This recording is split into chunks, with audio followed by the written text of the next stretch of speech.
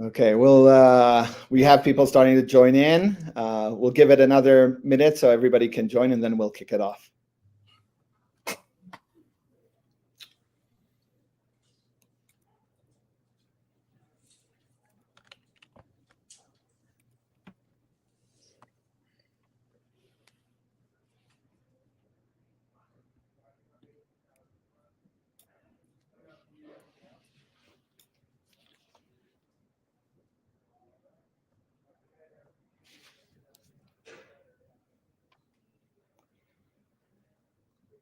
For folks joining in, we're in the session of how to make your SaaS platform indispensable for SMBs. We're going to kick it off in exactly 30 seconds.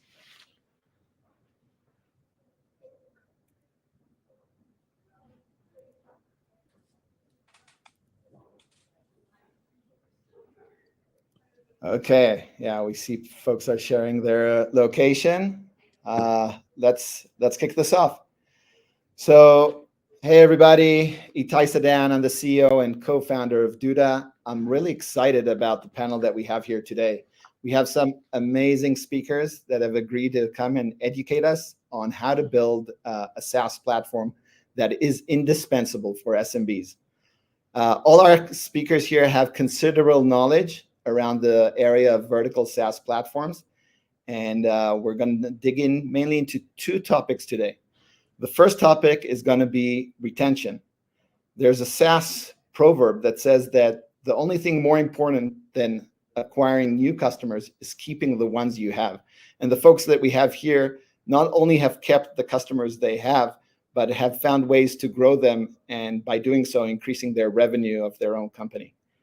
The second topic is going to be about product expansion. Most companies start around a very specific use case, a need, a pain point that their customers have. But over the years, in order to really grow revenue in a substantial way, you have to introduce more products for your customers to use and pay for. And we'll be talking about what are the considerations when deciding to add the next products and how they have gone about doing so. So without further ado, let present the folks that we have here. First is Brian Feinstein. Brian has been a partner at Bessemer since 2008 and has invested in 5 companies that have gone public. Brian has a strong focus in enterprise software and specifically in vertical SaaS software. Among the companies that Brian has led Bessemer's investment in are Procore, that went IPO, Wildlife Studios, Restaurant 365, Weave, and Clio. He's also has supported Bessemer's investment in Gainsight, MindBody, and Playdom. I reached out to Brian to join this panel after reading an interesting blog that he wrote about 10 learnings from a decade of investing in vertical SaaS. We'll be talking about these learnings in this panel. Hi, Brian. Great to have you.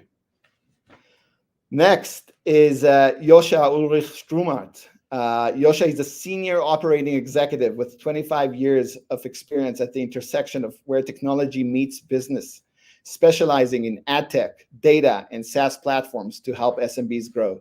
He has focused on translating incredible technology visions into scalable products and go-to-market strategies.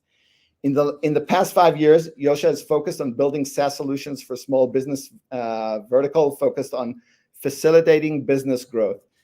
Zen Business, the company that Joscha works for, has been an amazing partner for Duda. We've seen them grow considerably in the amount of websites that they've been selling to their customers. And it's going to be interesting to talk to Joscha about the journey that Zen Business has gone through. And third is going to be Alex Jakowski, CEO of Sense. Alex is the co-founder and CEO of Sense. Alex is building the leading payments and business management system for garment care SMBs in order to power laundry day in America through local businesses. Alex is a serial entrepreneur with an exit under his belt, a Forbes 30 under 30 recipient, and is hell-bent on elevating and growing the laundry industry. Alex and Sense have also been a great Duda partner. When people ask me, and I don't know if you know this, Alex, but when they ask me what is vertical SaaS, I love to give your company as an example because it really demonstrates how in every single vertical or niche of SMB, there's a dominant SaaS platform even in the industries that people are not suspecting. So guys, thank you for joining the call, this panel. We're going to kick it off right away after this 1-minute video about Duda. Does your SaaS company offer websites? It's time to level up your customers' web presence. Meet Clinic Booking, a clinic management software for doctors. Clinic Booking partnered with Duda to offer websites to their customers. Customers can choose a website designed by the Clinic Booking team or create the site on their own. The integration is seamless and completely under Clinic Booking branding. The customer can easily make changes to the site based on the permissions granted. Every website has Clinic Booking solution embedded and ready to go out of the box.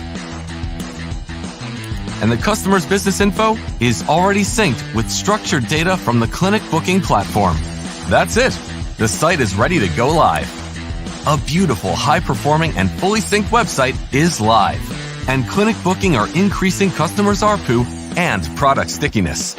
Ready to see how Duda fits into your offering? Schedule a one-on-one today.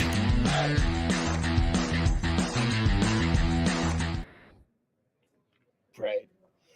Awesome. Brian, I want to kick this off with a question for you. You've been investing in vertical SaaS for more than a decade now, and you started investing even when vertical SaaS wasn't as sexy. And there were a lot of other investors shunning away from investing in the space because of concern of maybe not a big enough TAM, niche markets, fragmented SMB space. Wanted to ask you kind of what led you so early on to kind of invest in the space, and do you remain bullish about vertical SaaS today? It's a great question. I joined Bessemer about 15 years ago, and when I joined, one of the first investments I worked on as an analyst was an investment in a company called Mindbody. Mindbody was our first vertical SaaS investment, and we kind of stumbled into the opportunity. As you point out, most other investors, most of our peers, were concerned about market size. You know, you're selling, Mindbody sold software to gyms and yoga studios. How big a business can you build selling software to small gyms and yoga studios? And through the Mindbody investment, we came to appreciate three things about vertical software. One, you can trade market size for market share. And what I mean by that is, even though the markets are smaller, if you become the market leader, you can get 30, 40, 50% market share in a way that's more difficult in horizontal markets. And in fact, Mindbody at one point had north of 60% market share in the yoga studio market. The second thing we came to appreciate through that investment is once you become a market leader, you can build really deep moats and sustain your dominance over a long time and compound over a long time. These are really durable and resilient businesses in vertical software. And then finally, perhaps most importantly, thanks to the cloud and delivery of software through the cloud, and thanks to embedded payments, the ability to process payments in tandem with software, the markets turned out to be much bigger than anyone expected. All these insights are now conventional wisdom, but at the time they were hard earned, and we ended up using that knowledge to make a bunch of vertical software investments. Companies like Shopify, Procore, Service Titan, Clio, Weave, Toast, Sense, Alex's company, and many others. And we built one of the largest vertical software portfolios in the venture business. We often get the question, like, is it over? Have all the vertical software opportunities been taken? And we remain excited for a few reasons. One, they haven't. All the markets have not all been taken. There are still vertical markets that are underserved by software, and great entrepreneurs find those market opportunities. And we're constantly, amazed by the markets that founders stumble upon. Two, the ability to build a layer cake of multiple products and services make these vertical market opportunities bigger than they have been historically. And so, you hear about a company like Sense, and you may think, hey, selling software to, laundromats and dry cleaners, how interesting could it be? What makes it, and Alex will talk about his company, but what makes it so much more interesting than meets the eye is the ability to layer on additional software and financial services products. And then finally, I'd lose my venture capital card if I didn't make the observation that LLMs are now making it possible to deliver new types of products to vertical markets that were never possible before. So those are the reasons why we remain excited and active in the vertical software investment market. Awesome. And we'll talk about multi-product and adding products and payments as one of these products that has been very popular. But before we jump into kind of the multi-product, I want to start kind of with the retention topic. And you guys have been building, companies with fantastic retention, or Brian, you've been investing in companies with great retention. I want to understand, like, what is unique about your companies that has enabled you to get achieve that high of retention? Is your product better than anybody else? Is it the cost to replace you? Are you solving a certain problem that others alternative are not solving? So any of you, whoever wants to take the question, feel free, go ahead. Yeah, I mean, I'll jump in myself, because it is a really interesting topic in relation to building something that people want and need, but is somewhat inevitable to a certain extent. I think that's kind of, we joke internally that if you've watched the show Silicon Valley, and one of the characters has to go microdose in the desert to think of the next big thing for the internet. For us, it's not like that. It's a very linear trajectory in terms of our product development, in terms of what do customers want. Because I think so much of what vertical SaaS companies or SMB tech companies might think when they enter this space is they need to revolutionize an industry because there's such a lack of technology, and they're here to revolutionize and do so. In reality, small business owners have been able to run a business without technology before. It's not that we're saving them and enabling them to do something they've never been able to do. The first step is digitizing and providing optionality, right? Just that first step, and delivering on a product of what they need today, instead of trying to promise the world and do everything all at once. So much of what I learned at the beginning is you build something that works, people will stay. You don't have to promise the world and say, here's what we're going to do in the next 5 years, sign up today and we'll get there. That's one of the problems that you have as an early stage company, is roadmap selling and trying to keep the train on the tracks as you build and build and build, versus really executing on the core product that you build initially, and figuring out what is that wedge that makes immediate impact to an operator, that creates real value, but then puts you in the position to expand within the value chain, to expand within the wallet share that you're able to capture from a fintech perspective, or whatever it might be for particular industries. So for a retention perspective, for us, it was build our initial product, build it well, be very clear in the functionality and the features and who our ICP is when we sell that product to that customer, have it be reliable and somebody can close their eyes and it's going to work no matter what. And once a customer goes live, and that's what we would see in our data, after they do a certain volume in transactions, the retention is out of market, when you can just focus on that core product. The issues that we had starting out is we saw so much opportunity. We saw, there's so little technology in the laundry business, where we wanted to do all of the things all at once. And where we struggled was making sure we were laser focused on delivering that reliable product that really accomplished that one goal for an operator, following through on that 1-to-1 say and do ratio. And when you do that, and you just listen, then things kind of just fall into place quite well. Awesome.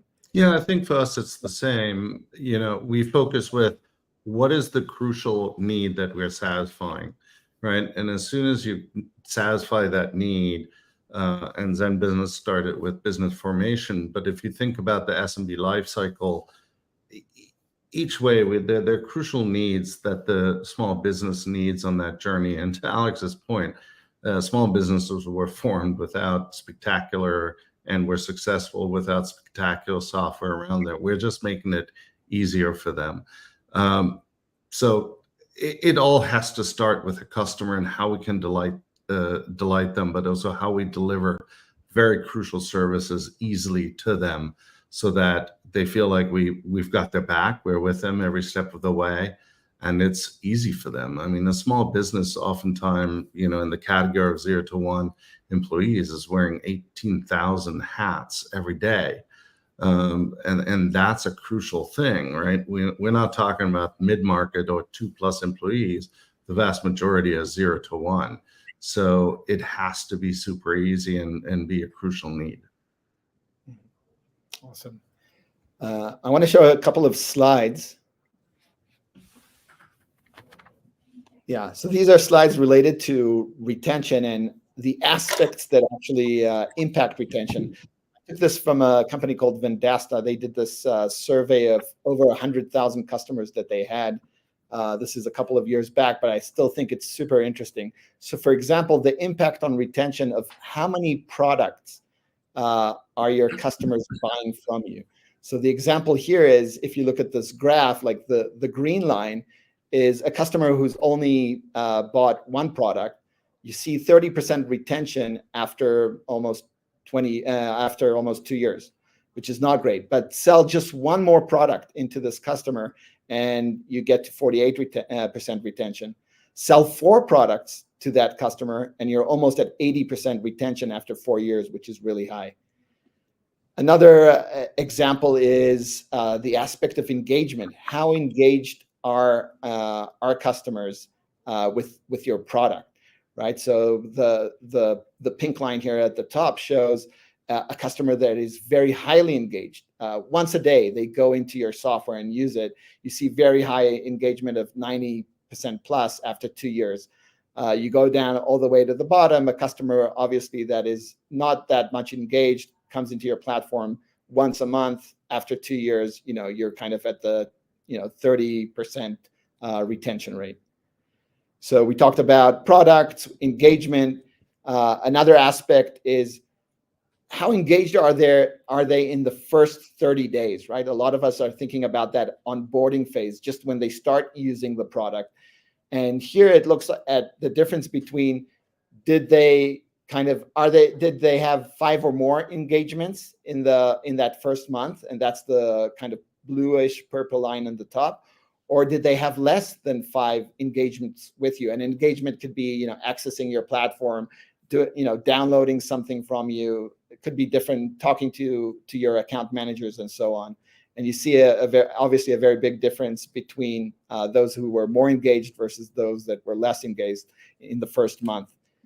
And the last thing is the difference between a company that is verticalized software versus a horizontal software. So you kind of think about a company that is more vertical focused, really understands that customer well, has built maybe a product that is very focused on the pain points of that vertical, and you see a higher retention. That's kind of the bluish purple line at 39% after 3 years, versus a company that is just a horizontal player, 29% retention after 3 years. So kind of looking at this data, Yosha, I wanted to ask you, when you and I talked, and more specifically about that previous slide, the engagement in the first month, I think you mentioned something interesting that for this might, in the general case, this might be right, but in case of Zen Business, it's not just about the 30 days. There's a whole journey that the customer goes through, and there's different focus points at each one of these parts of that journey. Do you want to elaborate on that a bit? Sure, absolutely. I mean, the key is we're learning and trying to listen and observe user behavior all the time. In our case, right, they come to Zen Business to basically create the business from a formation perspective, from a legal perspective, establishing their business. And then that also includes sort of, the next step, which is establishing a financial account, or separating their personal from their business account. And then they go into, with partnership with you, in creating an online presence. When you think about that journey, this is the old saying, present the right product at the right time. But this is where it becomes a little bit of an art, and data certainly helps us, because if somebody is busy still completing their formation stuff, are they really thinking about their website? Are they ready to think about their website? Obviously, a customer who's buying is usually in the first 30 days very engaged. But as you broaden what you're trying to solve for the customer. And in my sense, what I think about is how do I help make a company viable, and how do I help a small business grow, right? And I don't take the formation for granted, but in a sense, I do, right? They establish their company. Now, what are we doing to get you up and running, viable, and grow? That's why Zen Business says the start, run, and grow your business. Come to Zen Business to do that. So all I'm saying is we're constantly working on understanding when people engage with what product that we're offering, so that we don't offer it at the wrong time, for two reasons. One, it's a much better user experience. And of course, it's a much better engagement user, or it creates a much better engaged user. A couple slides before on the multi-product, and you mentioned it, the key to us is getting a customer to engage, not just buy, right? And so multi-product is one way, but having an engaged user on one product will drive up retention nearly just as much. So that would be, I hope that makes sense, but that's sort of my answer. That's great. Brian, I want to shift over to you. You shared with me a very interesting slide. I'll put it up about good, better, best benchmarks for SaaS companies. And especially want to zoom into the area of DRR, gross retention, and NDR, net dollar retention. Elaborate a little bit on what we're seeing, and what are the characteristics of the companies that really achieve kind of the best metrics here on this slide, from your perspective. Yeah, I should caveat by saying I sent this to you from materials I prepared for an enterprise-focused software company. I think for the SMB segment, you probably just want to shift everything to the right. Put another way, for most of the SMB vertical software companies I've been involved with, the best gross revenue retention I've seen has been in that 90 to 95 range, low 90s. There's a natural level of SMB churn, companies going out of business, that are outside of your control. And so you need to factor that into the equation. So I would say SMB vertical software, gross revenue retention, best in class, is low 90s. Good is 85 to 90. And then below 85, you got some work to do. Hopefully you make it up with the net dollar retention by virtue of your customers growing, being able to capture payments volume and other financial services revenue streams, being able to increase price over time and sell more software modules. And so there, I would say best in class for SMB vertical software is probably 110% plus. Good, is in that 100 to 110 range. And then, below 100, you want to do some work and try to cross that 100% threshold. If only to be able to wake up every year and know that you're going to end up with the same amount of revenue from your customer base that you did at the beginning of the year. So forgive me for sending you enterprise slides, and hopefully that clarifies things. Yeah, absolutely. And folks on the line, feel free to ask questions here on the chat, and I'll we'll have our panel of experts here answer those for you. Great. So kind of, Brian, how often do you get to see a company approaching you and kind of acing, all these metrics on the right-hand side, Never. enterprise or Never. small business? Never. Doesn't happen. I know there were a lot of SaaS companies worried here. Do I need to meet all these best metrics in order to meet with Brian? It doesn't happen. No. You see companies probably really strong in some of these areas, and compensating on areas that they're weaker. Correct. Mm-hmm. Any other thoughts kind of from folks here on the panel on these kind of numbers, metrics that we're seeing here? Yeah, I mean, I think there's so much of what we experienced in the early days is And why we got excited is, when we talk about actually some of the slides that you showed previously that lead into this, which is how you get those kind of engaged users, and how do you, for me, it was a lot of how do we think about price, and how do we get people to use certain products of ours that we think are gonna deliver, yes, high retention rates, but retention and value of what we deliver to a customer should be hand in hand. We started with one product, one price, deliver as much value in that one product as possible without tiering it out, because we didn't want to be in a dynamic where there was a premium feature that maybe somebody would want to have access to but didn't want to spend because it was just that one feature in that tier. And so what we thought about from a tier perspective for us, it was less about a bronze, silver, and gold, and more about what are you trying to do with your business. So our first product is going to be kind of that all-in-one, you can do everything through us. But if you are a small business just starting out, you just need to have business formation, or you just want a point of sale, there needs to be a price point that works. And we're going to give you all the value in that point of sale. It helped us go kind of down market, not oversell a product in terms of if somebody doesn't use pickup and delivery, they don't use commercial invoicing, they don't use a lot of our other functionality, then they're not paying for that if they don't use it. And so our tiered pricing, which has been a huge impact of our in all of our retention metrics, is actually kind of meeting the customer exactly where they need to be. What are they trying to do with their business? And they're going to buy a product based on their around their operating models and around their business, less than a feature that you kind of try to gate by some premium add-on or things like that. And I think so much of how you build a great business, particularly in the SMB space, is through genuine relationships and trust. If somebody's going to add another product, I mean, who cares about ARPU and product lines if you can't actually keep that customer? And no matter how great your software is and how much functionality you have, if they don't trust you, they're not going to add in that new product, even if it's better than anybody else in the market. And so building real relationships with, for us, it's a huge investment in customer success and being that fractional business partner, because yes, it helps us sell, it helps us land and expand, it helps us add customers to more products. And we have a product line that we've literally never lost customers on. It just doesn't happen.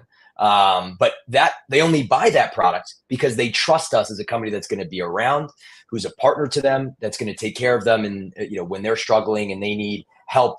Because laundromats are beautiful in terms of it's a 24/7, 365 business. Holidays, they're busier. Weekends, they're busier.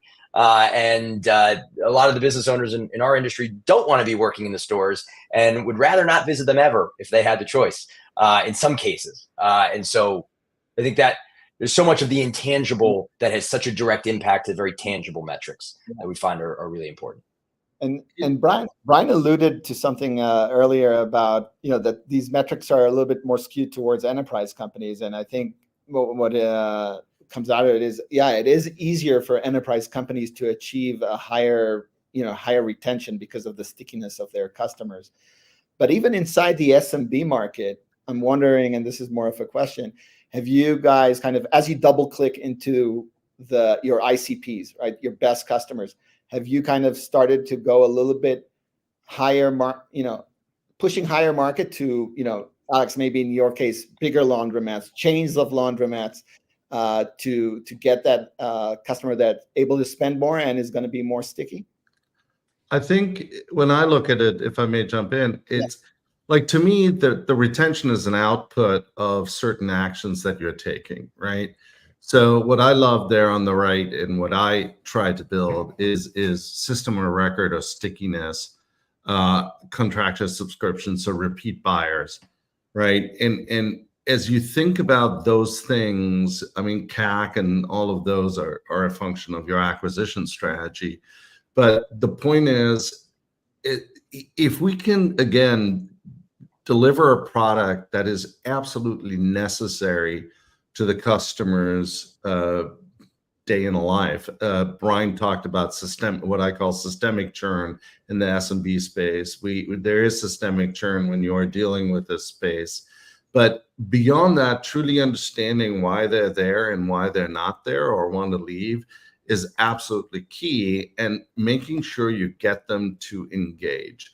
I think that is one of the key. And if you're the system of record, if you're the product of record, swapping you out just becomes a much bigger deal than staying. But it's on us, the burden on the SaaS platform is to deliver a product that satisfies the needs and gives no reason to churn, right? That's our burden. But so to me, it's the churn is an outcome of doing a number of things to reduce that.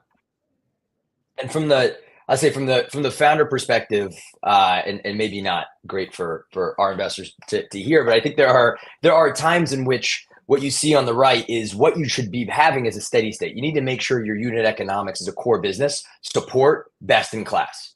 But there are times where we will actively do things that don't make it look best in class for a quarter or two, because it is the right thing for our customers in the business. And so for SMBs, look, enterprise can be different, but I can say for at least for SMBs, it does take investment, and it does take handholding, and it does take that, the picture is not always beautiful, and the path is not only linear. And there are so many stories that, we talk about with Toast or with MindBody or with so many of these great vertical SaaS businesses, but particularly with SMBs, where it is not always a linear path to get to that best in class. And there are really important times that, particularly in the early stage, I know there's a question on what are these metrics, what should these metrics look like on the early stage? You need to prove out that you have the ability to have a growing ARPU base across your products. You need to prove out that the product you have and are building is really in need of your customer base and can be sold. I remember the first thing when talking with Bessemer and other investors in our seed round was, okay, great, you've got a couple customers. I'm in San Francisco. This investor's in San Francisco. Go sell this to 5 stores just to show me that you can, and let me understand the economics of, if you did all the things you said with this one store, what does that look like? Prove the baseline of what it should and can be. And over that time, if it means you're making more customer success or implementation investment, so your cost of revenue is going to increase, or whatever that looks like, and your gross margin changes on a quarterly basis, because you're investing in those areas to help you in the long term, to be able to build that trust so you can land and expand faster, so you can get that attachment rate on the new products. I think it's, build for have the really strong unit economics at your core. Yeah. But no, as the journey goes on, especially in the early days, it won't always look the prettiest. Right. Along the way. Absolutely. Love that comment, and 100% agree with you. These metrics could fluctuate, and it really depends on what you're focusing in that quarter. And our approach on that is I think about it as maturing or growing into the metrics, right? And we often just test things that we know through research, through customer interviews, that people need or want or say they do. And again, it's just piling on to this system of record across different needs. But without testing, that's just a hypothesis, right? And so we do have to test. But to Alex's point, I might take a hit earlier on margin or something, because I know I'm going to grow into that over time, right? So I think that's important to just test and see what actually people want, not what you think in an ivory tower they want, Yeah. So there's a question here I want to take from Daniel Kennedy. Hey, Daniel, good to see you here. And Daniel's asking, how would the growth metrics change for an early stage company? Brian, maybe you can take that.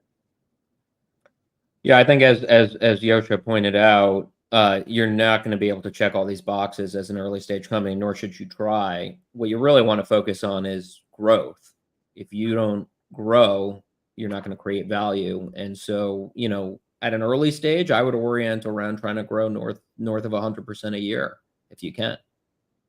Mm-hmm. Okay. I think we've talked here quite a bit about retention. Want to shift to the next topic, which is that journey of going multi-product. Some call that journey the layered cake, right? Most companies start from a core product. That's kind of what you see here in the base of this illustration. And over the years, they add more products. Could be solutions or tools in kind of the HR space and the marketing space. We talked about payments, which is very popular now and has been for the last couple of years. And as companies add more products, aside from retention, you are growing, hopefully growing your revenue. So I'd like, kind of the folks here, maybe you can give a little bit more detail on that journey that you went through in your company. Where did you start? What was that initial MVP, the core product that you launched with? And when did you make that decision? At what point of time to jump into the next product? And how did you decide what is going to be that next product? Alex, maybe you want to start? Yeah, happy to. Our core product is when we launched in 2021 was a point of sale. That's I think that a very typical thing with retail, brick and mortar SMBs. The reason for that, however, was not just because we were seeing in the laundry industry in particular, and coming out of COVID, this concept of full service laundry, wash and fold in particular, was the fastest growing side of the business. And it's very interesting in of itself, but I won't bore everybody with the nuances of garment care and repair market today. But we started with the point of sale really because that was the entry point when we think about building that system of record, as we say, Sense OS, which is the operating system. The point of sale gives you access to the employee because they're performing, the tasks on the point of sale. So we get into the employee management, time card, task management, launching embedded payroll, right? So all that full employee management. We know the customer coming in. Therefore, you can start to build the CRMs for your operators, give them that KYC, have them to understand who's coming into their store, what is their average spend, all of that important data to build that customer journey. You're then, of course, you're taking the payment. And if you're taking that payment over the counter and you're managing inventory, through product sales and things like that, you can start to understand that, yes, you can become a really powerful embedded payment system for that operator, be trusted as a payments provider, and then start to layer on into other forms of payments. And then for us, because it's a service-based business, there's a process. It's not just, in a restaurant or a coffee shop, you pour a cup of coffee and 30 seconds later, the relationship with that order is over. In laundry, it's very personal. And there's a process that's going to be going into different washers and dryers by different employees over a different amount of time. And that point of sale was the ability, right? So it's customer, attendance, payments, order management. And when all of those things are flowing through our operating system, it just, as I said in the very beginning, you don't have to be insanely creative. You just have to be a good listener and be super active with your customer base to know, well, if we're doing all this stuff for you now, wouldn't it just make sense to do, no pun intended, to do that next thing, to do that commercial invoicing, to help you with your online ordering, to give you that operating system to manage 100% of your business? So, I'd say one other piece that's unique, I don't think necessarily unique to our business. And a lot of investors are I think this is a controversial topic in some ways, but the concept of hardware with vertical SaaS businesses and SaaS companies as a whole. Hardware has been a huge lever for us from a retention standpoint, right? We create devices that get drilled into commercial vended laundry equipment to turn them to pay by coin, to pay by card. You don't really remove those once they get installed, but also the ability for you to capture GMV and get access to more data to be able to provide that to your customer base. And again, layer on more and more features. We describe kind of our layer cake as more of like an iceberg. What you see and what we built is not the reason that we built it. It's everything underneath that we're going to be able to expose and deliver to an operator. But we had to have a wedge that gave us a meaningful kind of foot in the door to make the message to the operator of why they'd want to consolidate their tools on one, a very, I'd say, rational, normal, no-brainer from our standpoint. Absolutely. Yosha, anything kind of to add on Zen Business's journey? I know you weren't there from the initial days, but it's interesting to listen to. It's interesting to listen to Alex. And Zen Business is about 7 years old, and our wedge, to piggyback off of that, of what Alex said, our wedge, Zen Business's wedge, was really, hey, you want to create an LLC to really legitimize the business.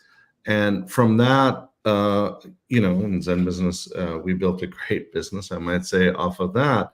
But off of that naturally comes an understanding of where the user journey is from there, right? You look at your ICPs, you figure out, is it different from by ICP?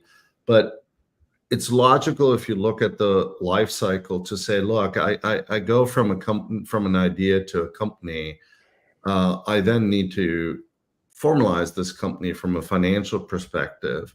I need to have a bank account, et cetera. And then, now that I have the land, I have the title to the land, I have an address. I kind of want to I want to have an address that I can send people to, or people can come to me. Once I have that, let's take a metaphor of a house, then you kind of want to tell people that, hey, my B&B or my house is open for a party. And therefore you go to what we call it, create an online presence. And then from there, you then, what we do is, in deciding how to go to the next step, is really digging in, talking to customers. We do a lot of interviews and a lot of surveys, and our ICP work is hypothesis around what our customers need day 0, day 1, day 2. And what do we satisfy on that sort of journey? And what do we need to build next? And then, tying to my previous comment, testing that theory to make sure that what we're saying is right, and just going. And the sequencing of these things are very important, because you don't want to offer, for example, paid marketing to somebody who just started their business, who barely has a budget, when there's so much they can do organically, where they don't need to spend a bunch of money. And we feel, and I personally have seen, and I came in through an acquisition where we built for 2 years this platform, and I was coaching small businesses where they talked to consultants who said, hey, spend on paid marketing, even if it's paid search. And they weren't ready. They weren't ready from a brand. They weren't ready from a website. They weren't even ready from inventory management. Could they fulfill the orders if the paid marketing was actually successful? So the sequencing of these offers and understanding that, and having a hypothesis of what your customer is should do, I should say, and then helping them understand that that's what they should do. That, to me, goes back to this experience and the system of record and the stickiness, because we're sort of helping them along the way on their growth journey. And the solution that we're offering up market just happens to be along that journey, if that makes sense. Yeah, absolutely. And you're kind of touching on a topic. One of the questions here, I think, is very relevant from productive IT. If you have to grow from 0 again, would you choose to do so organically, one client at a time, or acquisitionally, thousands of clients at once? Interesting question. I think, I don't know if anybody wants to take it. I wonder how, I think one of the challenges, and Brian, maybe you see it from startups coming to you and saying, hey, I built this great product. I just need you to invest so I can start spending on acquisition to prove out that the product works. Is it right? That's a little bit of a fallacy there, right? I assume, like, today when you're meeting companies, if they haven't shown some traction, organic traction, before they come to you, there's probably very little chance that you're going to invest. Yeah, at our stage, we're typically seeing some customer traction. Mm-hmm. I would answer that question. It depends what your customer's customer base is. I don't know your business inside out, but if you're going to a company that has a lot of volume on payment, you need less of those than a company, a bunch of small businesses that need to build a website. That's just, for me to go out and just get one customer, I don't know what I would prove, and it's just too small. Right? So that's the way I would think about that question. Right. Yeah, I would say that the value in going one at a time is the learning that we had when you launch the business. When you actually talk to customers, you realize that when you're building a vertical SaaS company, even if you're from the industry that you're in, I was not from laundry. I wanted to buy laundromats when I sold my last business and found out they were great businesses. And that's how I got into it. But boy, if we didn't spend all the time in the beginning working inside of laundromats, talking to attendants, meeting operators, going to the Coin Laundry Association meetups all over the country, if we weren't doing those things, it doesn't matter how like you need to be able to do that in the SMB space in particular, where if you're not in it, if the operator, if your customer doesn't believe that you know their business as well as they do, they won't build that trust with you. And that was actually some of the challenge that we had in the early days. We weren't from the industry, and people didn't think that we knew what it meant to run a laundry business. And how could this Silicon Valley company build software for us when all of the legacy products were all built by laundromat owners, right? And so you have to actually, for your own benefit, not just from a sales enablement standpoint, I think it's important to go one by one to show you actually have a product people want versus getting 1,000 of them and realizing, oh, wow, I just raised this money, bought this thing, and they actually don't want what we have. But the learning that you get and then you have the lessons and how it impacts your product roadmap is invaluable. And I would be very skeptical of any business starting out in SMB in particular, or any vertical SaaS that hasn't gone kind of one by one in the early days, even as an R&D exercise, more than just customer acquisition. Absolutely. You want to make sure you kind of straighten out the kinks before you put the acquisition machine behind it. But let's think of this kind of question in another way, right? We're all, a lot of the platforms here already have a core product. Now you're about to launch that next product. How do you think about go to market? Even if you might be successful already with the first product, how do you think about go to market to really push that second market even into your existing user base? Do you use your account managers? Is there something that you do kind of on the marketing side? Any thoughts here? Yeah, I mean, we have a very large. Alex is absolutely right. Right, we have a broader view on sort of the segment or the SMB, at least for formation. I think because we have that benefit, when we think about rolling something out, we can look at who's purchased what's the purchase history, when did they purchase, when do we want to show what, if they already are a website customer, how active are they? Have they published the website? Have they not? When was the last time? All of these indicators will influence what we launch and certainly how we go to market with those new offerings. But that's because we have the luxury, if you will, of this very broad customer base. Obviously, the way we position things changes from ICP to ICP. But to Alex's point, it's just manifested it differently at Zen Business. While you went to every laundromat and really found the operation, we constantly are talking to our customers, and we had a huge ICP and continuous ICP exercise and survey our customers, talk to our customers to truly understand what are the pain points, what do they need, what solves the problem, how do they grow their business. How a construction worker grows their business is different than maybe a creative. And you got to understand that. If you don't, you're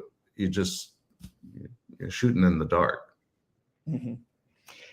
And Yosha, you mentioned obviously you guys added websites at a certain point of time in your journey. Can you share a little bit about kind of the reasoning behind websites? Why was that decided as kind of the next product? And I think an interesting also point that you mentioned to me is that from customers that you see who published a website, you're actually seeing 2 to 3x more, that they're 2 to 3x more likely to renew their core subscription with Zen Business.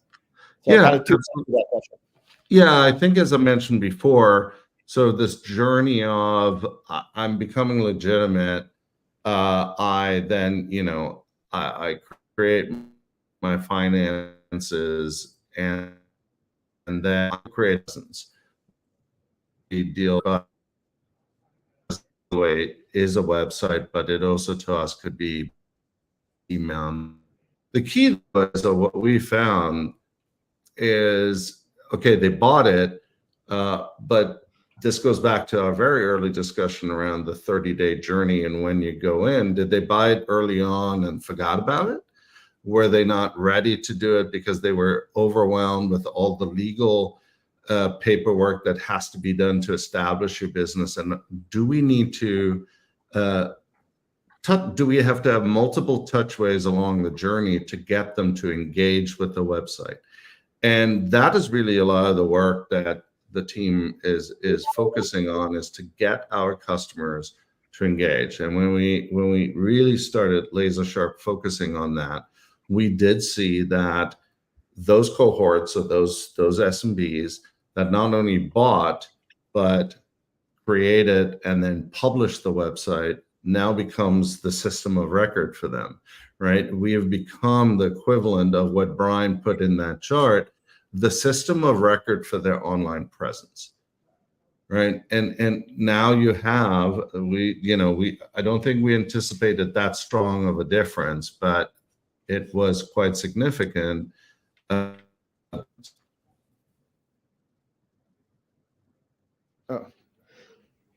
Looks like we might have lost Yasha there at the end, but I think you were right about to end what you're saying.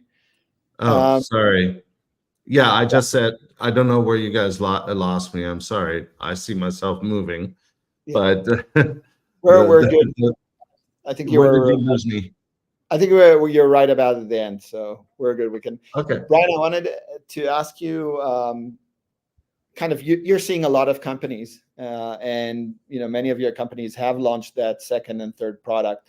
What have you seen the companies that are really kind of excelling at driving adoption of those additional products? What are they doing from a go-to-market perspective? Anything worthwhile sharing? Yeah, I mean, I don't think there's any playbook or one way to do it. To put in perspective, if you think about a traditional sales-led software business, right? Not PLG, not self-serve, but you got sellers, right? You have typically you have hunters and farmers. You have folks who are acquiring new logos, the hunters, and then you have farmers who are kind of working with existing customers. On the hunter side, I've seen some businesses that tell their sellers, "Hey, you can sell all the products. You've got a territory, you've got a region, you've got a set of accounts, you can sell them all the products." I've also seen models that say, sellers, you sell the core product, and then we have a dedicated specialist who's going to come in and sell the additional product, the newer product, an overlay rep is what some people call it. And you share commissions, or you double up on commissions. Lots of ways to do it. Similarly, on the farmer side, I've seen models that say, hey, CS folks, when you're doing your CS work, you're doing your quarterly business review with the customer, you are responsible for upselling new products. I've also seen models that say, hey, CS folks, you keep doing your CS work, and we're going to have a dedicated team of install-based reps who are going to join the QBR and try to upsell those additional new products. And so I've seen a lot of different formats. I don't think there's any one way to do it. You have to calibrate based on the talent on your team and the way customers like to buy and whatever makes sense for your business at that moment in time. That's totally makes sense. Alex, you recently made an acquisition of a company. I believe it's called LaundroWorks. Can you share some of the rationale behind that acquisition, whatever you're able to share? Yeah, I mean, I could say, our strategy, and or at least my strategy, as I think about M&A, acquisitions, things like that, it's, for us, it's the beginning of every year, we think about, I think a big part of the CEO's job is, how do you accelerate your growth and how do you de-risk the execution along the way, right? Those two things. We're in a unique market where it's a very stable business, the laundromat space. We don't have a ton of, I think, sophisticated competition. And so we have this big opportunity. We want to move quickly. We want to move fast, but we also, we control kind of our destiny from an execution standpoint. And I mentioned earlier, the hardware product line in this industry in particular is so interesting, so meaningful, has such high impact from an internal perspective of revenue opportunity for ourselves, but also in value to our customers. And so we had our own hardware business. We were executing and growing it ourselves. However, hardware is called hardware, I've discovered, because it's just really hard to build. And there's so many components to it. And while, again, we were executing, we thought maybe there's a way to accelerate our own development as well as de-risk that execution. And So, we don't think about acquisitions as buying business units. We don't think about them as buying customer bases. We only would make an acquisition of a company if we had an existing product line that was similar. We had leadership in place. We had a product that was fully commercialized in the market, and something that we knew we could take on and culturally are aligned with the team that would be joining. And if those don't fit, it's a non-starter. We would never engage in anything that we didn't know how to do, couldn't execute ourselves, because in every company we've acquired, and this is our second, we were competing with them in some sense. But there was an overlap where they were much stronger. We completed this acquisition of a team of a company called LaundryWorks, an incredible father-son duo, 8 people in the company. Half of them have the same last name. One of the most, I think, humble and, honest, full of integrity teams that are really dedicated to building product. Everybody on that team is an engineer, cares so much about the product, taking phone calls on weekends, even though they have 3,000 locations that they're in already across kind of the multifamily space and the laundromat industry. And so I'd say it's definitely not for the faint of heart. It was a long process. It's a unique market to, raise a Series B and close an acquisition, and 2 very different profiles of businesses. But I think we took a lot of time getting to know that business, getting to know that team on a personal level, getting to be familiar with their product. We had integrated with them before already, and prior to the deal closing. And I can say it's been an extremely rewarding experience for our customers. And I think fits very in line with the industry feeling. And I heard so many of our customers say, we just knew something was going to happen because it felt so inevitable for you guys to get into this side of the product that we weren't in already. And there's just such synergies, already that we've been able to execute on. So I think it can be most people look at acquisitions as risk, because it is many times, I think more often than not, acquisitions don't go exceptionally well, or at least don't go according to plan. We've been very fortunate that it took as long as it did, because on one side it was, I would have liked to got it done sooner. On the other side, it really helped us plan, prepare, understand the business so we can hit the ground running and execute. So it's been an incredible experience thus far. I think I'm going to probably hold off on some M&A for the time being, moving forward. But there's just a lot of greenfield for us going forward post-close. That's great. And you kind of raised the topic of risk, and it kind of relates to current trends. With increased focus overall in the public market, and this kind of was down to the private market as well on profitability. Profitability is a key thing. Companies are thinking of ways of reducing expenses, which also means less bets, right? Like there's maybe less teams working in parallel on new ideas, new projects. Alex is going to make less acquisitions, or overall companies are going to make less acquisitions. Am I just assuming that, or do you feel that in the way you're operating the companies that you're in, that there's a little bit less risk taking right now, less in new stuff that might work, might not work, compared to maybe 2-3 years ago in the heydays of 2020, 2021?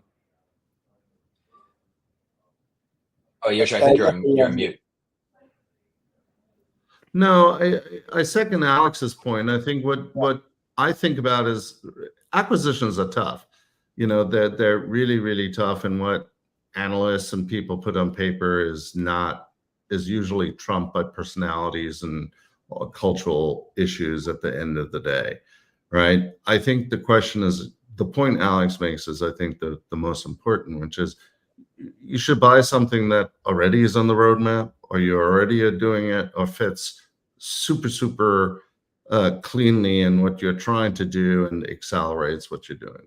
And I mean, after that, I don't know that it's any more risky, or I shouldn't say that, but they're cultural risks, but it's as risky as building a roadmap and then people don't like it. Like, Yeah,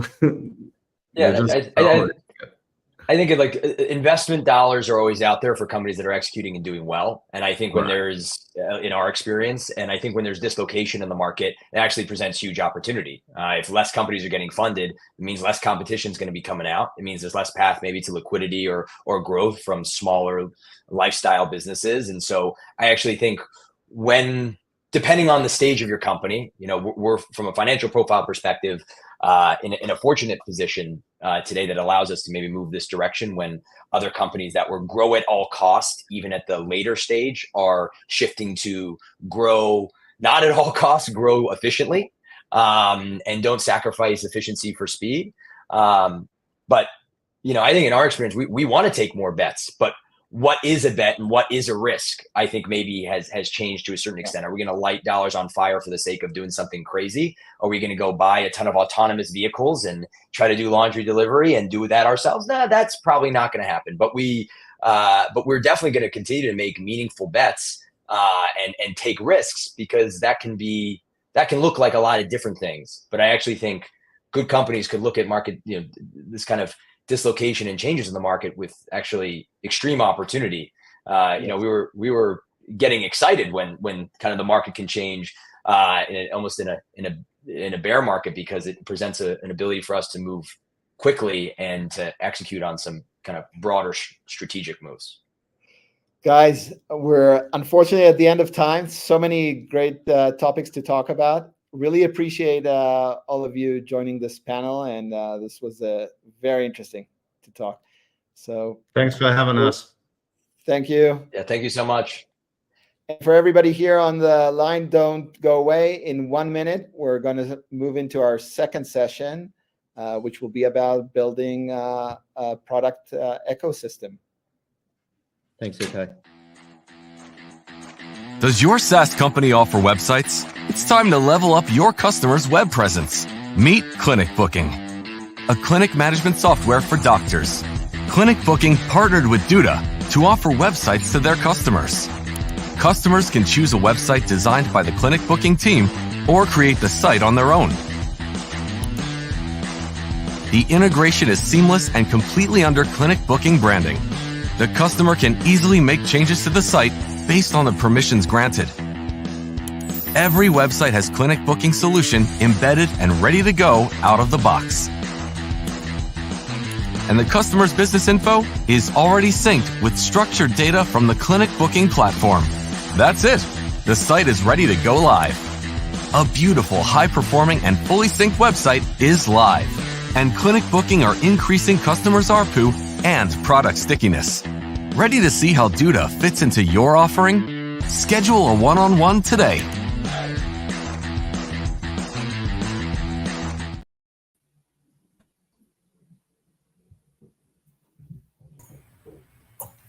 Sorry. Hi, everyone. We're moving into our second and final session of today. We have here a panel of very distinguished speakers that I'm excited to talk to today. And the topic is going to be building a partner ecosystem. You know that every substantial company out there needs to integrate with partners in order to usually either cover some gap in their platform, or there's an opportunity for increased revenue, adding additional products. But doing it successfully is not easy. And we're going to be talking here to a group of folks who have built great companies, and each one has done substantial partnerships in order to evolve in their journey. And we'll be hearing from them the considerations and how they've achieved that. So without further ado, let me introduce the folks on this panel. We have Jesse Lipson. Jesse is a self-taught software developer who became a full-time entrepreneur at the age of 23. In 2005, he built ShareFile, a file transfer service for businesses that he bootstrapped from 0 to 4 million users in 6 years until it was acquired by Citrix for $93 million in 2011. And today has over 50,000 customers and several hundred employees. After that, Jesse started Levitate in late 2017 with a goal to help small relationship-based businesses keep in touch in an authentic and personal way with clients, prospects, and referral sources. Levitate crossed 5,000 customers in 2023 and was named the 15th fastest growing private company in the state of North Carolina by Inc. magazine. Jesse and the Levitate team have been a great partner to Duda. We're seeing some amazing adoption of Duda websites by the team, and I'm happy to have here Jesse on the panel. Great. Very happy to be here. Awesome. So we also have here Chris Douglas. Chris Douglas has spent 18 years as a product leader in marketing, advertising, and data tools. Previously, he ran product teams in the automotive industry. For the last 2 years, he's been leading the leasing product group at Appfolio from his home in Seattle, Washington.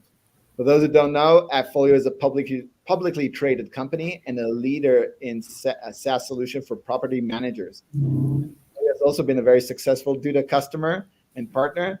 Thanks, Chris, for joining us. Yeah, happy to be here. This is great. Awesome. And last, we have Russ Jeffrey from Duda. Russ is the Director of Platform and Product Strategy at Duda. Russ has run our App Store from its conception and worked closely with many partners, customers, and many other things at Duda. Besides that, he has deep experience in all things web plus technology and loves integrating services, building platforms, and more. Hey, Russ. Happy to be here. So kicking this off, mentally, when I think about building a partner ecosystem, I kind of categorized it in 3 segments. You can do, once you want to bring partners on board, you can do some kind of affiliate or referral network, which means you kind of refer your customers to some kind of third party.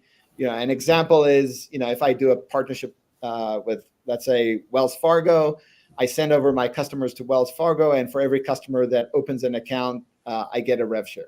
That's maybe I would call it a lightweight type of partnership. Doesn't require too much.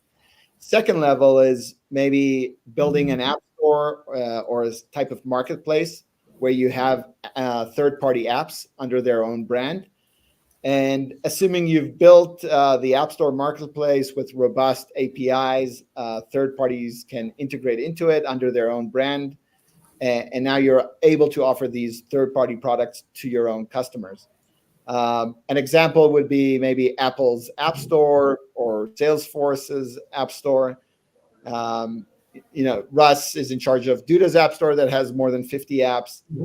And it's a big effort to launch an app store and build it, but once you have it there, adding every additional app is a much lighter effort, and usually that effort is more on the third-party developer that wants to integrate into your app store and sees value from the distribution. So kind of we had the referral network, 2, we had an app store marketplace, and 3rd, just simply integrating third-party tools into your platform. In many cases, a software company, doesn't want to introduce a third party into the mix with their customers, just prefers to kind of white label another solution and integrate it into their customers. So kind of to provide this really frictionless, seamless experience where your customers, don't necessarily know that this product was not built by your own platform. You're basically demonstrating one platform with products that either were built by you, some of them could be third party.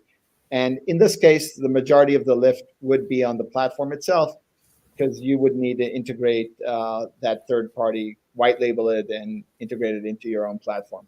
So kind of with these 3 segments, maybe there's other ways to do it as well that I'm not thinking of right now, but kind of I want to open it up to each one of you to describe, what of these kind of ways have you chosen in your company, and what were the reasons for choosing that approach? Anybody want to kick that off? I'll take the first one. Okay. Right. We here at Duda, we've kind of built our app store and kind of ecosystem by kind of going that middle path, right, of like asking third parties to build into Duda to make their product and brand kind of available for purchase and kind of user sign up directly from within the platform. And when we were originally making kind of this decision internally, we wanted it to be where it's as tight of an experience as possible, right? We knew that we could never go and build every single one of these integrations ourselves, but as a website provider like Duda is, we have hundreds and thousands of different services that our customers already use in connection with a website. And so we wanted to try and kind of build different toolings into the platform where customers can easily adopt them with just a few clicks. Duda is taking payment because we're already taking payment for all of the other kind of website related aspects inside of the platform. And so we've gone and, tried to find those kind of partnerships and integrators to build that, in. I think, some of the pros and cons, from our perspective on that is one is, convincing, an individual company to come and build in can be difficult. You're asking them to put an item on their roadmap, to do an integration, maybe, do something that, doesn't quite fit with how they onboard customers, right? If you're coming from a website builder product, the onboarding experience can be different. Sometimes pricing model needs to be different. You can be asking, quite a lot of upside. Now, the other, angle is you get access to all of Duda customers in just a few clicks, right? And can be easily accessed and discovered and found and integrated with those core kind of website experiences. And so, it's been an interesting journey here of figuring out how to power those integrations to be as high quality as possible, but then two, aligning business models in different companies to how kind of Duda thinks about these things. So that's kind of the approach that Duda has taken so far here. Yeah, awesome. Jesse, maybe you want to talk about your approach at Levitate? Sure. Yeah. So we at Levitate we sell to small business customers. So kind of going through the three options you mentioned, I think the affiliate kind of approach to me is not that compelling for a software as a service type company. It's kind of like, transactional ability to generate a little bit of additional revenue, but not necessarily connected to the product experience or helping retention or any kind of recurring benefit. So we haven't done much on the affiliate side. I think on the App Store side, like Russ mentioned, one of the challenges to pulling that off is we're still a relatively small company. We have about 6,000 customers, and you have to have enough critical mass to actually attract the interest of these ISVs to participate. So I think it may be something that becomes more attractive when you have scale, like you used the example of Apple. So yeah, if you have the critical mass of users, then you can get a lot of people to build to your platform. But as you're growing and scaling, it's harder to pull that off. And so we've really focused more on the integration kind of white label approach, both because by process of elimination, the other two are kind of not that attractive to us. And then also dealing with small customers. My previous business as well, ShareFile, we sold to 70,000 small customers. And I think the smaller the business, the more they want an integrated system and not having to stitch together APIs across multiple products. And so that we found, as we've talked to our own customers, they really like to be comfortable with a vendor, comfortable with their security model, and just get as much as possible from that one vendor versus working with multiple different vendors. Chris, you want to share your perspective? Yeah. We do two of the three. So agree with Jesse around the approach of white labeling, and we do that pretty often especially when you're thinking about layered products. So, us offering Duda websites is a good example. Where we actually offer a product that is that thing that is white labeled. But we also offer a marketplace. So to Jesse's point, if you're smaller, right, it may make sense to not offer that, but we've gotten to a big enough size and we're starting to go more upmarket with our customer set. So bigger customers in the property management space. We used to have a closed ecosystem, but we were running into a situation where, you start selling to some of these bigger customers and they have some sort of point solution for a part of what you do that they really love, and it's just a barrier for them to come onto your platform. So, opening up a marketplace where we have an integration to those third parties really allowed it, so we don't have that barrier anymore. So the marketplace was not necessarily to generate a bunch of revenue from itself, but really just to reduce the barriers to onboard our mainline product. Yeah. Awesome.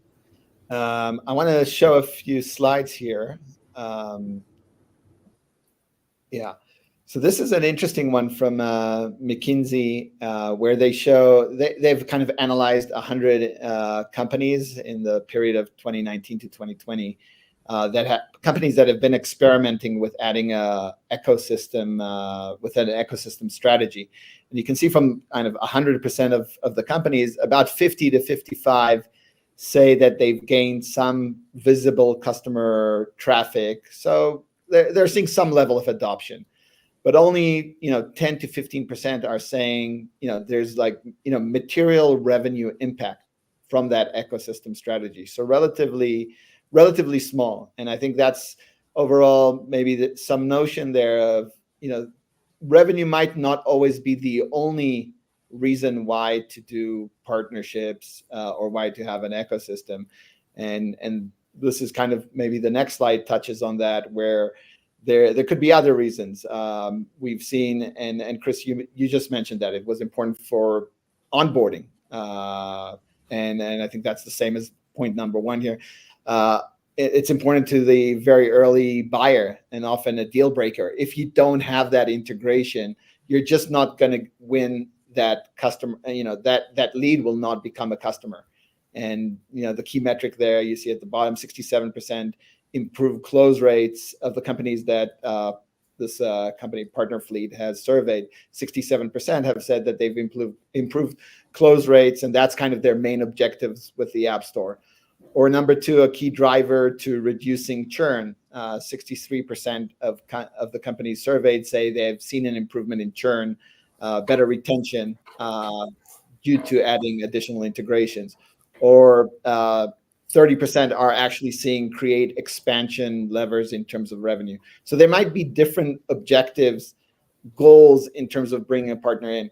Do you guys want to kind of share from your experience? Chris, you said a little bit. Jesse, maybe from your experience, what are the goals that you see when you bring a partner on board? Yeah, I think that, well, so first of all, also to clarify, I would put kind of API integrations in a slightly different category to partnerships. We definitely have a lot of customers who have a system of record and they want us to integrate, and we do that. We don't try to build all the functionality and white label it. But I think for the partnership or kind of like functionality that we choose to embed in our product, it starts with something that we want to do independently, and then figuring out, is it realistic for us to actually execute on building that, or is it better to partner with somebody else to deliver that functionality? So like one of the first examples for us was we had some demand for HTML newsletter, kind of MailChimp type functionality. And we decided to, rather than building out our own kind of HTML email newsletter builder, to license and partner with another vendor. But the starting point for us was, it was functionality that we had demand for and we wanted to create. And so we kind of started with a partner or build mentality and looking at the scope of what it would be. And then very similar, we're really happy due to partners over the last year or so. And that started with some demand that came from our sales team and the competitive landscape of other competitors had website capabilities. And we went through kind of that same matrix of, well, should we just find some independent agencies that build websites and have kind of a referral network, or should we didn't really seriously consider, building our own website builder, but then what, vendors are out there that we could possibly partner with more closely. And so for us, it always starts with like, there's something we want to do, and then, build versus partner, and maybe long-term versus acquire, which is something I did in my previous company at Citrix, kind of decision from there. Great. Chris, any thoughts on that, or kind of the build partner buy that Jesse is referring to? Yeah, I mean, I think that's like the big decision that we face, like nearly every day, right? I mean, we have a pretty big engineering organization, so our natural inclination is to build stuff, right? I mean, like come from the product side, you just want to build stuff. So, you sort of are in that natural state of that. I think to me though, having the decision to partner is an important one. And it's, hey, can you quickly get up and running, by partnering? Can you offer something unique? Just some of those kind of things that you get through a partnership, to me is pretty important. And to me, it's that decision of like, okay, how much is this core to our actual offering, where we would need to do the engineering ourselves and differentiate it ourselves versus something that we want to make sure we layer on. And I think it goes back to like the previous session where you all talked about like the layer cake of products, right? When you're starting to think about the additional layers of things, it starts to make more and more sense to partner and white label for those kind of situations. Yeah, we at Duda, we call it the onion right now, which is like, like the core of Duda, right, is the website building product. And what is going to be closest to that kind of relevant, product is that we can then expand on top of, right? Where like, a CRM type of tool it's relevant to a website, but it's not the closest thing to a website where like, great, lead capture on a website is a step in the CRM direction, and so that would be closer to the center of the onion. As you kind of peel that back, we have a lot of those discussions, internally on our side of like, great, what are going to be the most relevant, products and items. And, I think we see this even in our app store, and, obviously Dude also chooses, the white label path and partnering and, choosing, API products. We all use Stripe as a billing tool, right? As kind of a white label product. And so in the App Store side, we even see tools that are as close as possible to the website build get more adoption and more usage, right? Booking tools get more adoption than an email marketing tool just because they're, directly on the website and related to that core product offering that Duda kind of has and kind of that core set of audience that's using the product on a daily basis. Yeah. I mean, Russ, like, it's sort of funny, like since we use Duda, right, for our website piece, right, we have like a couple engineers who, handle the integration and build out different features right on top of the Duda website product. But in a previous life, we built out our own website platform, and we had like 30 something engineers working on the website platform continuously, right, for multiple years. So that's the sort of trade-off. Now that was like more of our core offering, right? But in this new role, it's like, okay, it makes sense to just partner with that as sort of that layer on top of this sort of core product. Yeah. Right. Jesse, anything you can share on, how do you go about selecting what is the next, what are the signals that you're collecting? Russ talked about, looking at things kind of from, that are very ancillary to a website. What would, in the Levitate world, what are the kind of ways that you think of expanding that platform? Where do you? Yeah, I mean, it's kind of I guess that's the part of the magic of trying to be in somebody like Russ's role as head of product or yours as CEO. It's for me, it's not too formulaic, but I would say there's it's kind of a combination of looking externally at the market, looking at what customers are asking us, and probably then also looking at what our sales team is telling me are kind of blockers. So I'd meet with our account execs twice a month in kind of roundtable discussions. And every week I meet with our customer success team in a roundtable discussion. And then I still read just about every support ticket that comes in. Which I maintained that at ShareFile until we had like 15,000 customers, and it finally broke me. But I kind of try to pull all those inputs together, and then also look at the strategic kind of external things like, AI and kind of thinking strategically about how do we raise our deal size, how do we improve retention, and bring it all together. I would say that, like, for example, if I look at a few of our major features that we rolled out, taking websites, that was more of a sales driven input that came in, where some people were like, hey, I'm losing deals because competitors are offering this, and they say, prospects are saying, I'm really not happy with this other competitor, but they have my website, and so unless you guys offer websites, I can't really switch. It would be more complicated. And then some of the AI work that we did last year, generative AI work, nobody asked us for, and that came more external market. And then we've had tremendous adoption. Another major feature that we released last year was Google Review Management.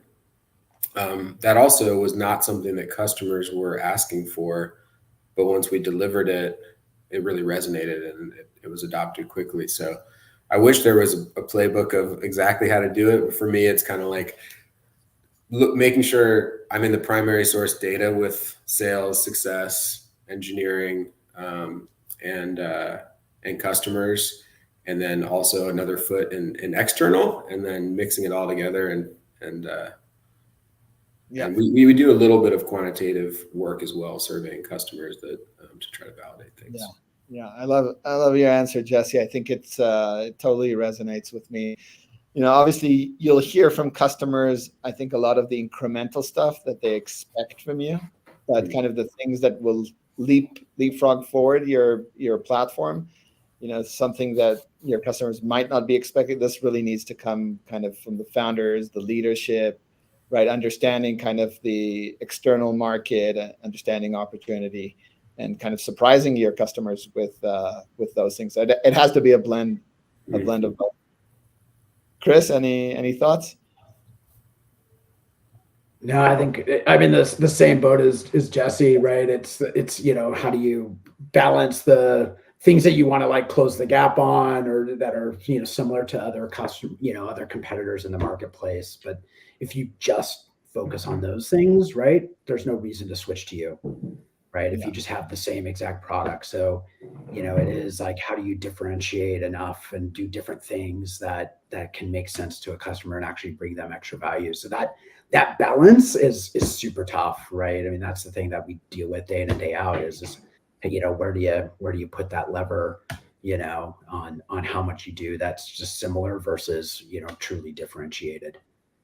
I would say also that, I'm surprised sometimes at certain features that we release are a lot more successful than I thought they were. And there's some that we release that are a lot less successful than I thought they were. And sometimes that also doesn't correlate to surveying customers.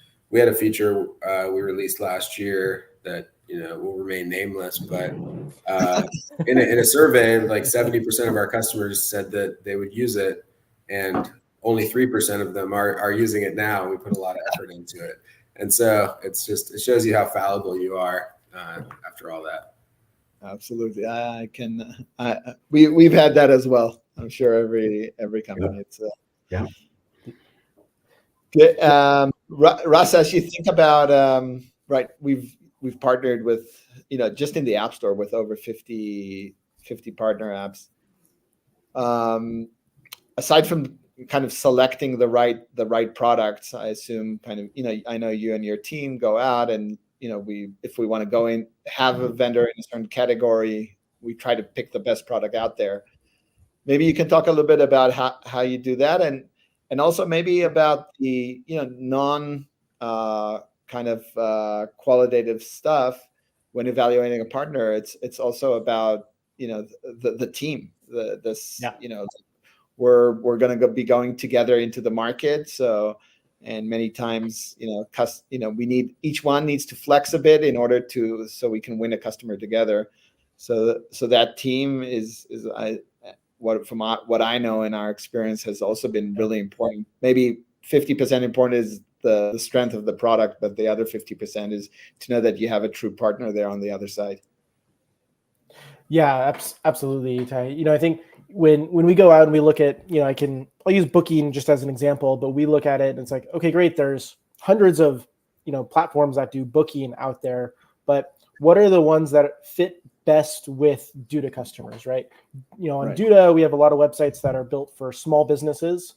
And so we need a tool that, number one, the agency can use and set up on behalf of the small business. And then number two, is useful and valuable for a small business. And so there's a huge weeding out process that we have to go through and kind of selecting and saying yeah, this integration makes sense. It's going to add value for our customers.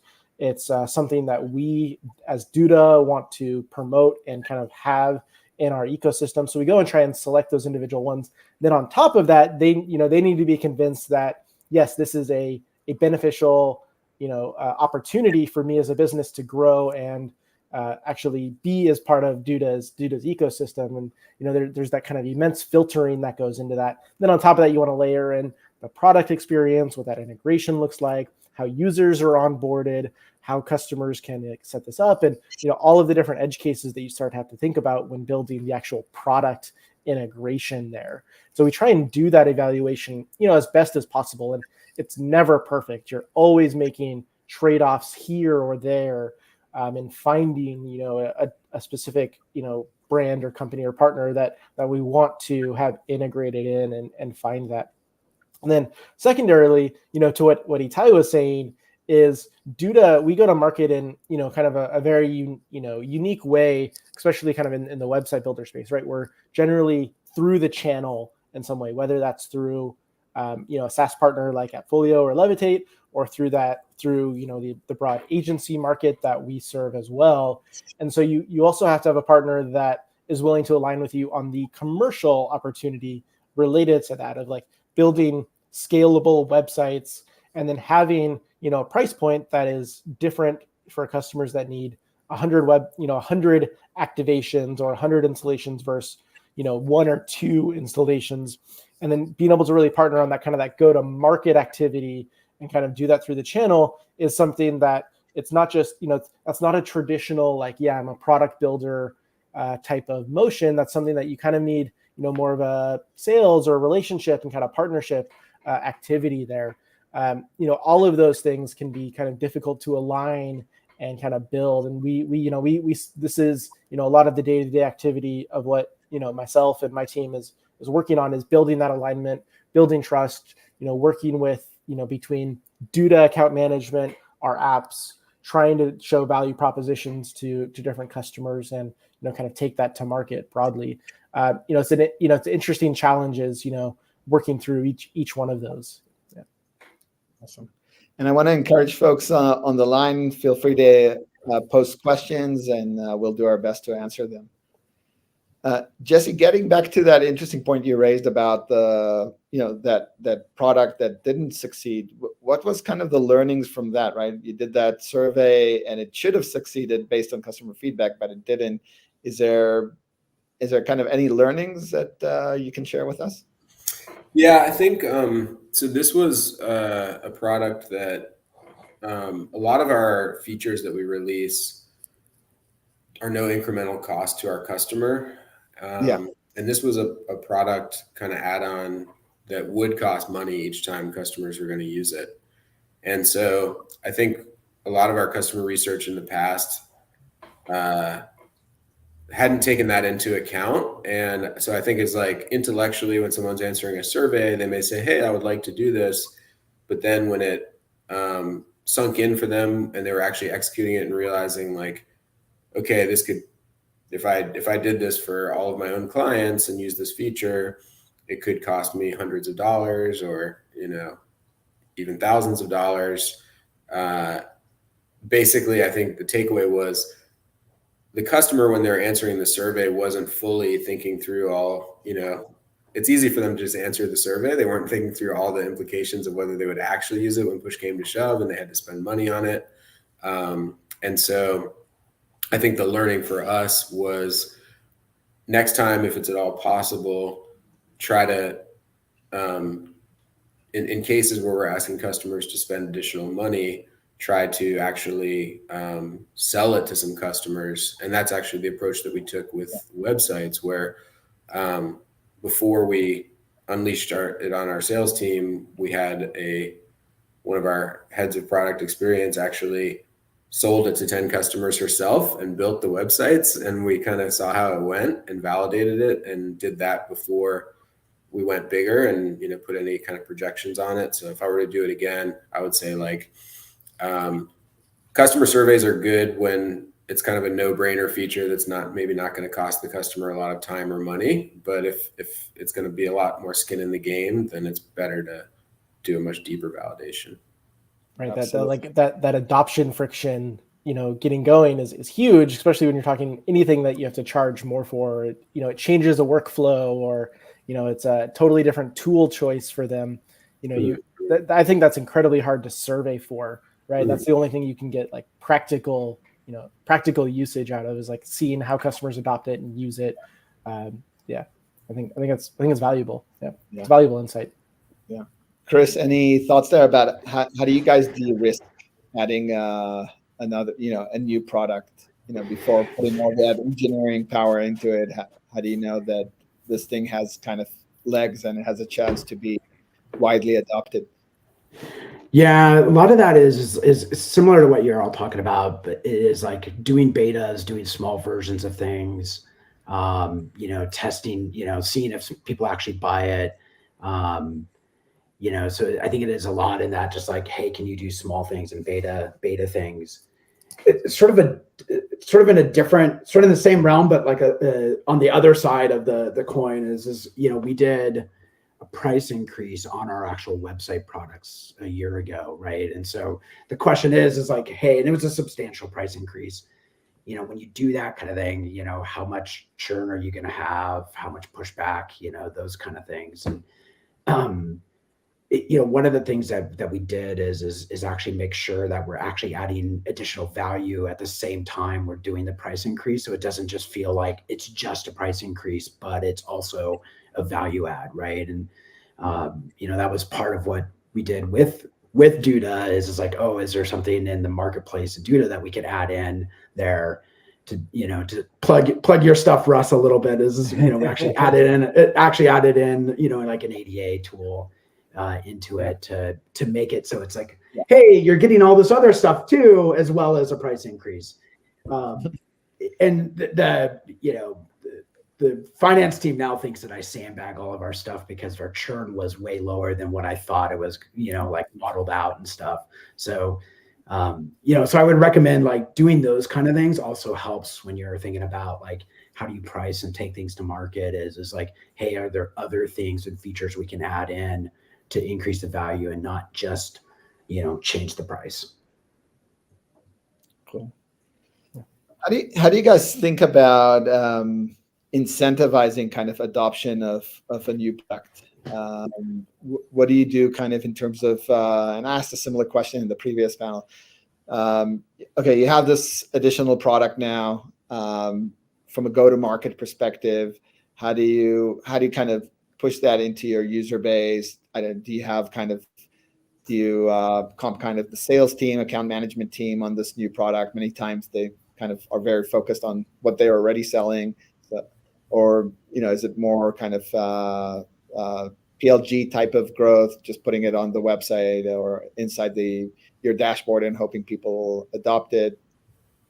Anything to share there? Yeah, I mean, I will kind of call back to a little bit of my experience at Citrix as well, but because I think that can be more interesting for us in our current company. The ability to increase deal size substantially seems to be enough incentive for a lot of salespeople to be interested, say, in, for example, attaching websites. We'll usually do some kind of initial spiff in the first few months to get people extra excited. But in general, if they can make substantially more quota, retire substantially more quota, it seems to take care of itself. My previous company, so we were acquired, and we were we were acquired into a company that had like $2-3 billion of revenue. And they were trying to figure out how to attach our product to the core. And that became a real challenge. I would say that anytime you're like less than 10% of the sales team's quota, it becomes really hard for them to pay attention at all to selling your product. And it, you know, we would hear some stuff where the head of sales at the company was basically saying, do not, you know, under any circumstances sell this product, because which makes sense for them, because they're focused on hitting their quota. They don't want something that's 5% of the quota to distract from, you know, the core goal. And you get some of that. That's part of the reason, like I was listening to a little bit of the last panel, why some acquisitions can fail if the attach is too small to be significant and for salespeople to care about hitting quota. And I think some of the solutions there are, you either have to do really extraordinary spiffs to get the motion going, or just create bundles where the salesperson doesn't have to do anything. It's like, all right, it's automatic, it's in this bundle, and we're just gonna, you know, let the sales team focus on selling the mega bundle, and we're just gonna put it in.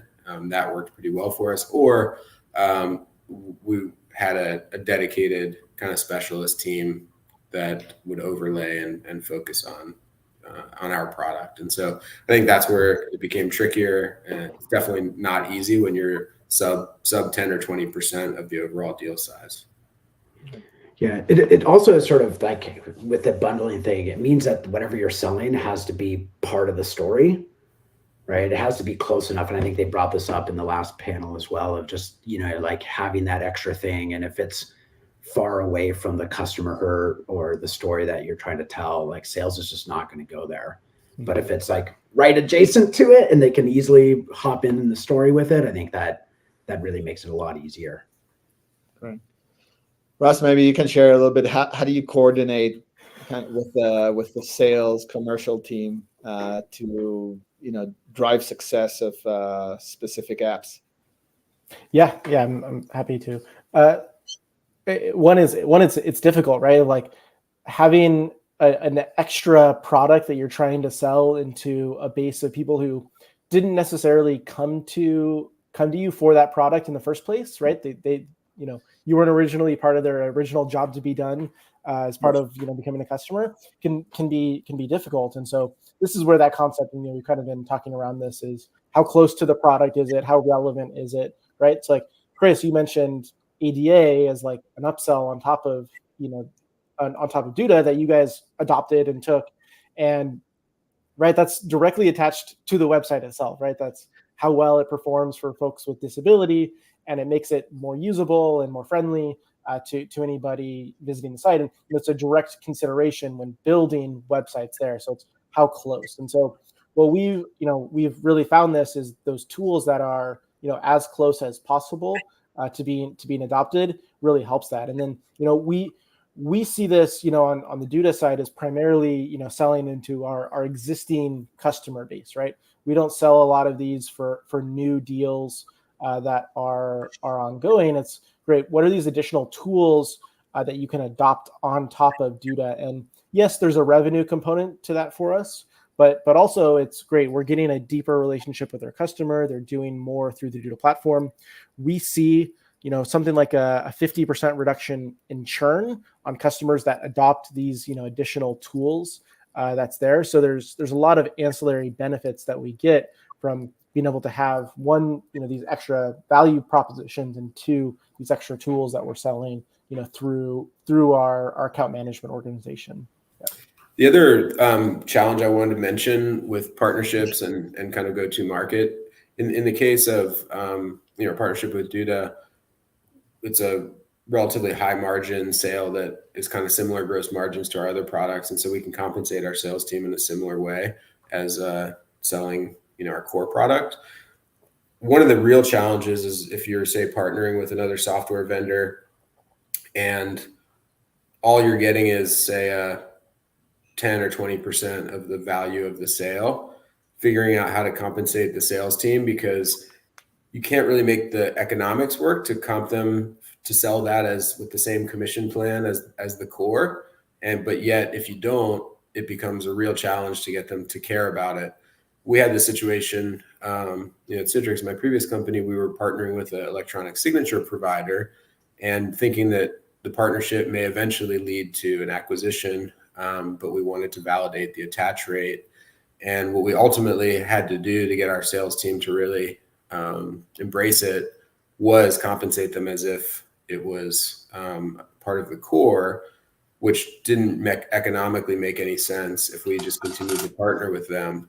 But we were able to see really strong attach rates, and then it helped us make a case for an acquisition, which we did, and it was really successful. But I don't know if we could have made it work long term as a pure partnership, because the sales team just wouldn't have cared what we would have been able to compensate them. Yeah.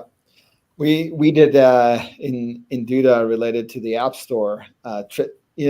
Traditionally the model was just a 70-30 rev share, and that's what we offer. That's the basic that all apps on our platform are offered.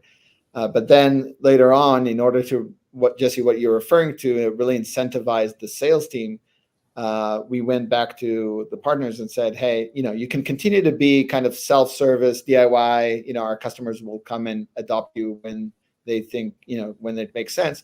But if you want our sales team, our account managers, to really push and drive you into their bigger accounts, the rev share has to change there, to basically kind of make sense for us financially to invest there. So it's more of a 50-50 rev share when a sale is originating from our sales team versus self-service. So I think that kind of helped a little bit the economics, and it's an optional. You can always choose. No, I'm not interested in your sales team helping sell. Most of the partners, I think, are all interested in it, because that's really where the bigger deals come, right? If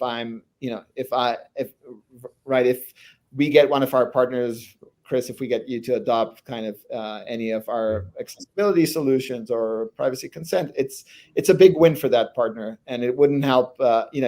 Chris, I assume you don't go every day and check our marketplace to see which new apps are there. So it really requires our account management team to be involved and help raise awareness and kind of explain the benefits and work with our bigger partners to drive that.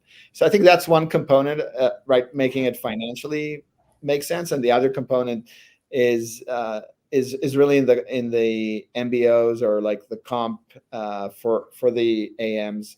Our AMs have a certain portion, and it's not just 10%, Jesse, as you mentioned, because it has to be meaningful, where they need to sell what we call inorganic or upsells of products, and it's mostly products from the App Store. Chris, anything that you can share in terms of? Yeah, I mean, I think that the stuff that we were talking about holds true for how we think about like white labeling and partnerships on that side. When it comes to, for us on the marketplace side, we don't have our sales team actively pitching those products, right? And the rev share on those things, it's much lower, right? And it's there because the whole goal is not to have revenue onto the marketplace itself. Right. There's a small amount for setup and that kind of thing, but the revenue is not there. It's really, hey, can we reduce the barriers to onboard into our mainline product?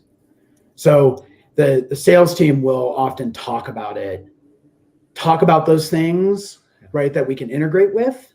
Mm-hmm. But in the sense of like, hey, do you have these things already, customer? Great. Well, it's already integrated into our system and works seamlessly, right? And so it's really there as a hurdle. It's to block, like, to get rid of those hurdles and to allow somebody to onboard.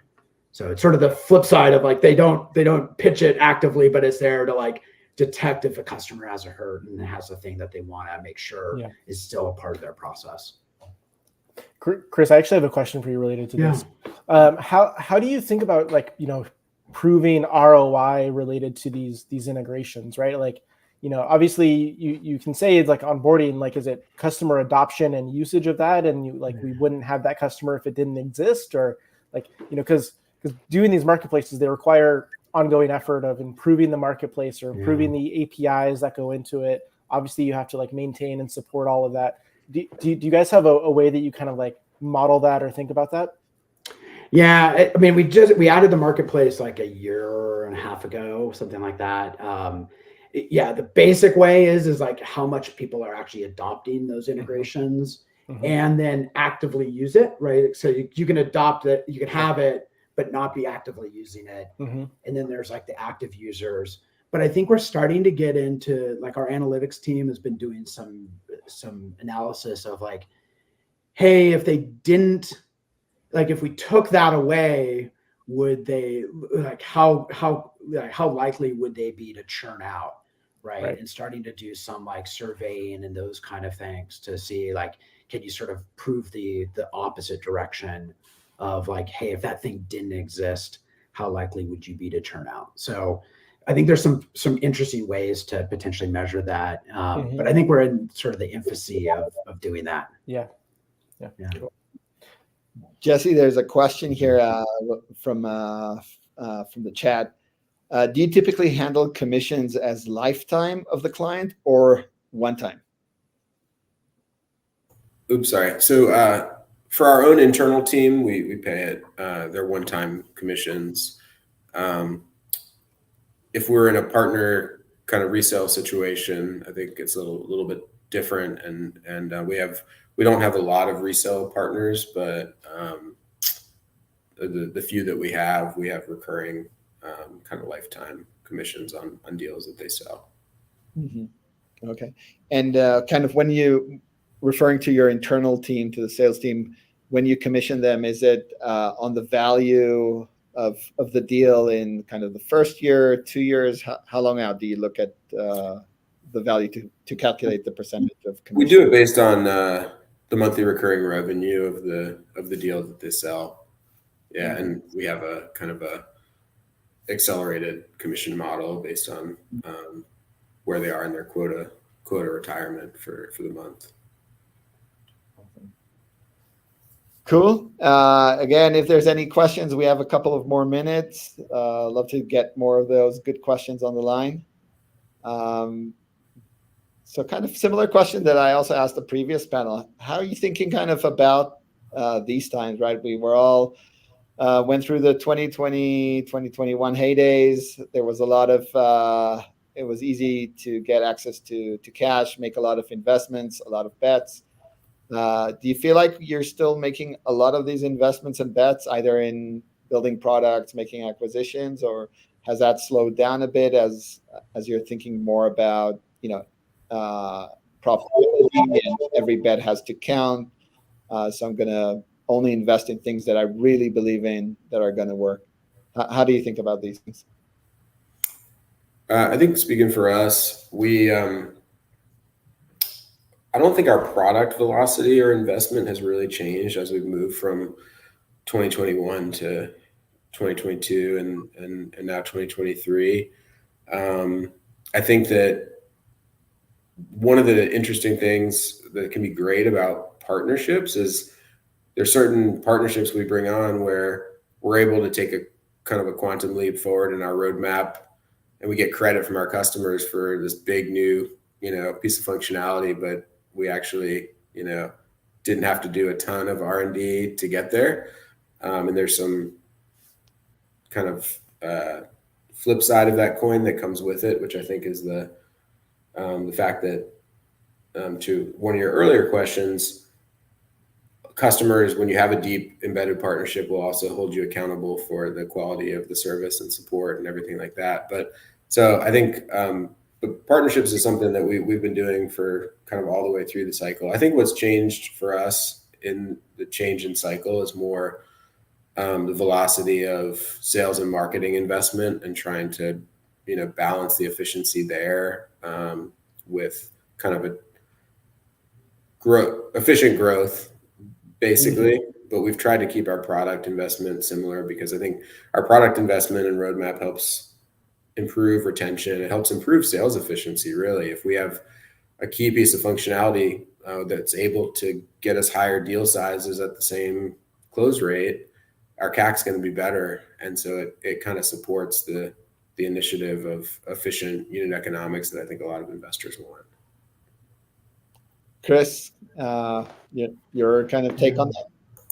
Yeah. I mean, I think, for us, we went from a place where we were starting to think more adjacency to property management and starting to get into some of those areas. And over the last year have really like pulled back and started to continue to focus on the property management space. So I think that was sort of our focusing, but at the same time within that, it's really trying to then expand and do interesting and differentiated things within that. So doing more on the generative AI space, or, like going, okay, what are those other bets that we can place within property management that can be really help like our sales team and just the value of our customers, and just, really thinking more through that thing. So I don't think we've like changed like innovation too much, but it's more of like, instead of focusing on some other areas, it's like, okay, narrow the topic space, but go deeper and try to differentiate more. Awesome. Russ, as we kind of wrap up here, getting to the last minutes, anything else you think, dealing with so many partnerships, anything else that you'd recommend for folks to consider as they're embarking maybe on building their own app store?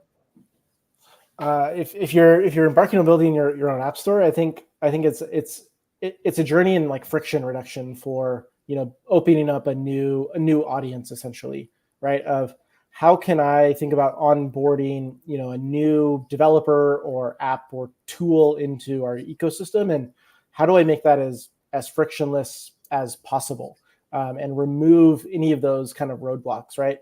If you have roadblocks that require manual effort or requires, contracts or NDAs to be signed ahead of time, any of these kind of things ahead of time are just going to slow down, someone actually going and trying to build, an integration directly there. And so from my experience of really building, an ecosystem where, it's about trying to almost get out of the way and let people explore on their own and, come up with creative product solutions as much as possible, and build, an integration that's there. And you do that through things like documentation and education and empowerment of those tools. And so when you're building, that app store and ecosystem, you have to really try and reduce that friction, but while still aligning the ultimate deliverable with, some value proposition for your customers. And so there's the balancing act there of, great, how do I get these guys on board and make sure that it's valuable and interesting for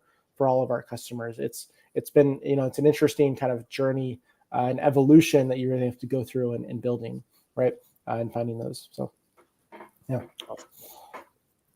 Good. Any final thoughts here as we wrap up? I'd just like to say thanks, Matai and Russ, for hosting us. Dude has been a great partner for us. So to put in a little plug for you all, we've been partnered for about a year, and really excited about the results that we're seeing with our own clients through the partnership, and how receptive you all are to collaborating on feature roadmap suggestions and everything like that. So thank you all. Yeah, I'd like to echo that. Yeah, appreciate you having us today, and it was a good discussion, and enjoyed both the earlier session and this session. So yeah, thanks for having us, and thanks for the partnership. Great. Thanks so much, Jesse, Chris. Really appreciate you taking the time and joining this panel. Agree. It was a very interesting conversation.